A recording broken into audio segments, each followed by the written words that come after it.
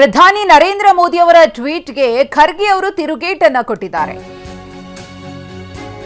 ಮೋದಿಯವರು ಟ್ವೀಟ್ ಮಾಡಿದ್ರು, ನೀಟ್ಗೆ ಸಂಬಂಧಪಟ್ಟಂತೆ ಅತಿ ಶೀಘ್ರದಲ್ಲೇ ತಪ್ಪಿತಸ್ಥರಿಗೆ ಶಿಕ್ಷೆ ಆಗುತ್ತೆ, ಯುವಕರ ಭವಿಷ್ಯಕ್ಕೆ ಧಕ್ಕೆ ಆಗೋದಕ್ಕೆ ನಾವು ಬಿಡೋದಿಲ್ಲ ಅಂತ ಹೇಳಿ ಅದೇ ಟ್ವೀಟ್ಗೆ ಇದೀಗ ಖರ್ಗೆ ಅವರ ತಿರುಗೇಟು.